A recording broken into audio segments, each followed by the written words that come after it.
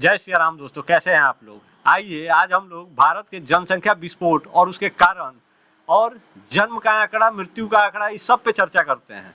इसमें देखिए, मौत कम हो रहा है, पैदा ज्यादा हो रहे हैं और इस सब का सॉल्यूशन क्या है, पूरा का पूरा हम लोग बात करते हैं गूगल चैट जीपीटी के थ्रू और इसके थ्रू ही पूरा समझने की कोशिश करते हैं। तो देखिए, यूनिसेफ के आंकड़े के अनुसार ये बता रहा है कि 67,385 बच्चे डेली भारत में पैदा होते हैं, जो कि विश्व में पैदा होने वाले का 5वां हिस्सा है। यानी पूरे विश्व में जितने बच्चे पैदा होते हैं उसका 5वां हिस्सा अकेला भारत में पैदा होता है। पता नहीं भारत क्या जड़ी बूटी खा के यहाँ बच्चे पैदा कर रहा है, इसका आंकड़ा सबसे ज्यादा है, हद है। ये चीज सबसे निंदनीय है, बहुत बेकार चीज है, इस पे कंट्रोल होना चाहिए।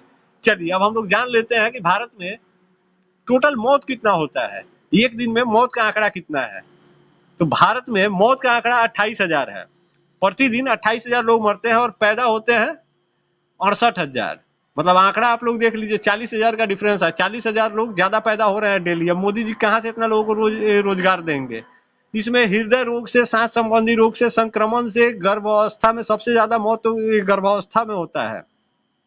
52 महिला प्रतिदिन मरती है बच्चा पैदा करने के दौरान। सोचिए, तनी कम पैदा कीजिए, कम मौत होगा, हद है। इसको भी सुधारा जा सकता है। भारत में सड़क दुर्घटनाएं से सबसे गंभीर समस्या है। सबसे ज्यादा मौत अगर कहीं होता है तो सड़क दुर्घटना में होता है और ये 493 लोगों का मौत सड़क दुर्घटना में हो जाता है। ये आप लोग देख लीजिए, पढ़ लीजिएगा। पुराना गाड़ी के कारण, दुपहिया वाहन के कारण ज्यादा मौत होता है। 10 साल से जो ज्यादा पुरानी गाड़ियां हैं उसमें ज्यादा एक्सीडेंट होता है। तो इस पे थोड़ा आप लोग ध्यान दीजिए और 10 साल पुरानी गाड़ियों को मत चलाइए। तेज रफ्तार अधिक जानलेवा होता है। 68.1% मौत जो है वो तेज रफ्तार के कारण होता है और हेलमेट और सीट बेल्ट के कारण 30,000 लोग का मौत हो जाता है। ओवरलोड वाहन के कारण 12,154 मौत हुआ है 2023 में। तो इस सब चीजों को देखिए, आप लोग पूरा आंकड़ा दिख रहा होगा, पढ़ भी सकते हैं, पढ़ते भी जाइएगा। राज्य के हिसाब अगर स्थिति देखिएगा तो उत्तर प्रदेश में सबसे ज्यादा मौत हुआ है 2023 में। 23,652 लोग उत्तर प्रदेश में मरे हैं। उसका दूसरे नंबर पे तमिलनाडु था, तीसरे नंबर पे महाराष्ट्र था। हमारा बिहार नहीं है, शुक्र है। सड़क दुर्घटना से कैसे हम लोग बच सकते हैं, इसके लिए देखिए, सड़क सुरक्षा नियमों का सख्ती से पालन कीजिए। तेज रफ्तार गाड़ी नहीं चलाइए, हेलमेट पहनिए, सीट बेल्ट लगाइए। ये सब चीज सरकार को करना चाहिए, इस सब चीज पे कड़ाई करना चाहिए। अब 200-400 लेके पुलिस वाले छोड़ देंगे तो सब कड़ाई नहीं होगा। कड़ा नियम कानून होना चाहिए। वाहनों का नियमित जांच होना चाहिए, मतलब गाड़ी का पेपर, ओवरलोड है कि नहीं है, इंश्योरेंस, पीयूसी, ये सब चीज बाद का चीज है। पहले ये सब चेक करना ज्यादा जरूरी है।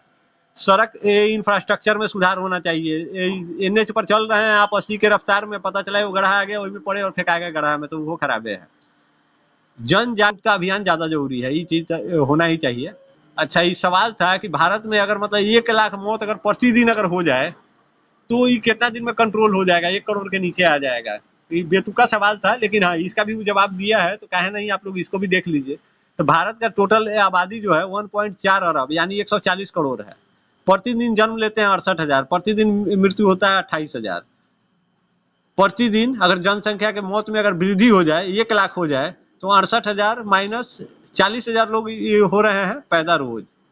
तो कल्पना कर लीजिए, मान लीजिए, संभव तो नहीं है कि 1 लाख मौत रोज होने लगे भारत में। 1 लाख मौत होगा, 68,000 जन्म होंगे, तो 32,000 लोग ज्यादा मरेंगे जनसंख्या के हिसाब से। तो 140 करोड़ जनसंख्या को अगर 100 करोड़ पे लाना है तो कितना दिन लग जाएगा, वो आंकड़ा यहाँ दिया हुआ है।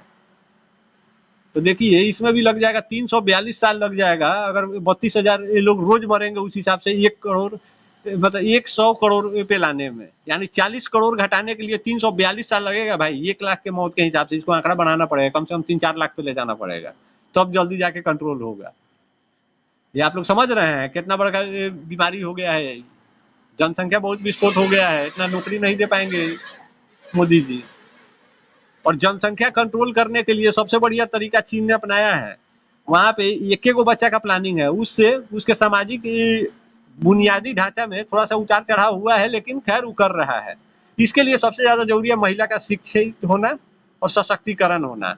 महिला जब ज्यादा पढ़ेगी तो ज्यादा उम्र होगा, तब जाके शादी करेगी, तो वो एगो फायदेमंद है, कर सकते हैं। स्वास्थ्य सेवा, गर्भ निरोधक, ये सब चीजें आप लोग पढ़ लीजिएगा। आप सारा चीज कितना बोल के बताएं, हम थक जाते हैं पढ़ते पढ़ते।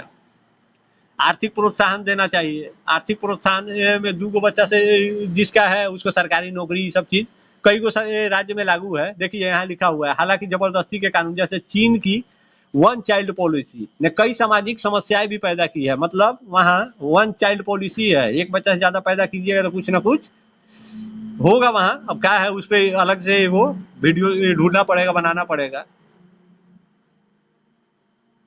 भारत का जनसंख्या नियंत्रण करने का सबसे आसान तरीका है शिक्षा में जागरूकता लाए, स्वास्थ्य सेवा हो, नीति हो, मार्गदर्शन हो, मीडिया अपना करे। और इस सबसे खास चीज है कि आप लोग देखिए चीन की तरह ही यहाँ भी होना चाहिए कि इतना बच्चा से ज्यादा अगर हुआ तो दिक्कत है। हम 2 हमारे 2 ये काफी है। बाकी आप लोग कैसा लगा चैट जीपीटी का ज्ञान आप लोग कमेंट करके बताइएगा। तब तक जय सिया राम।